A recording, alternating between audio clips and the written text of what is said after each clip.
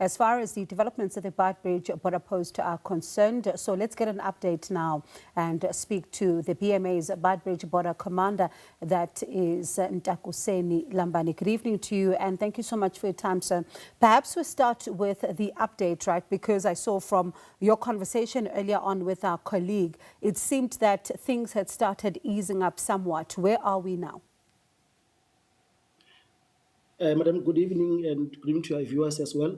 I think what we can say is that since our last report around 9 in the morning, we have seen much improved processing of trucks in Beitbridge.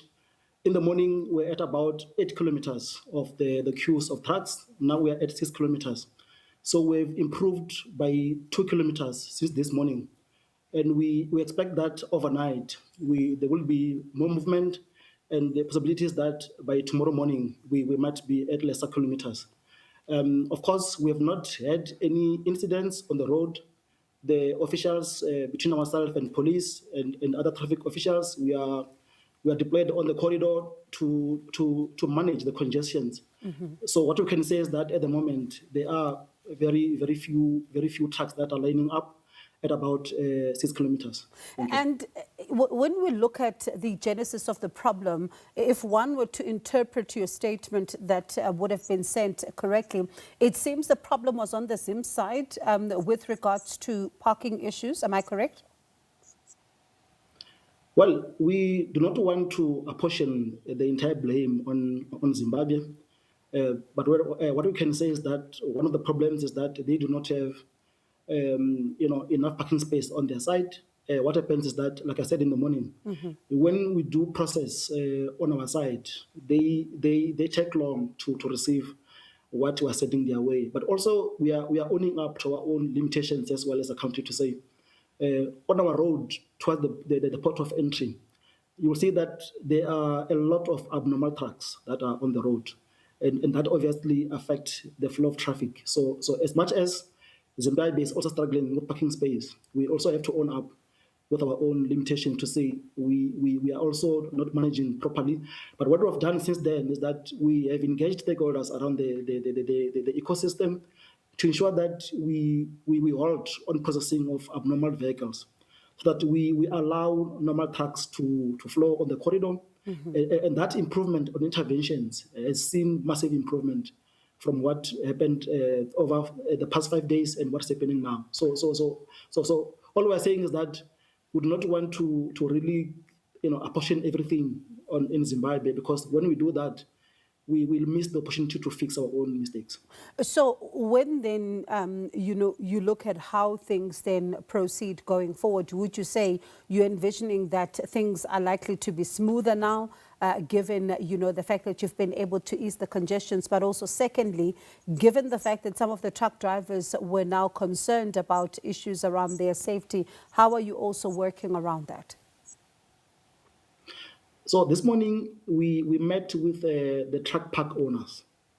As you know, along the N1 towards the border, there are a lot of truck parks that are lining up from Musina to the border. What we did, we met with them this morning to seek for their assistance. And maybe just let me unpack what that means.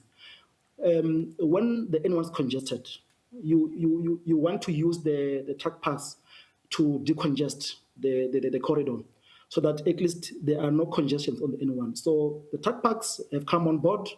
They are assisting us to direct, especially the heavy duty trucks to their truck parks, so that we are able to manage the corridor effectively.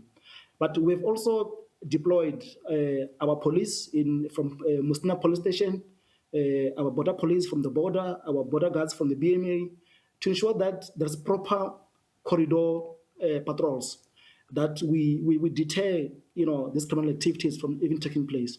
So from what we know is that in the past 5 days since this chaos has been happening, we have not had a single report of any incident of criminal activities being reported.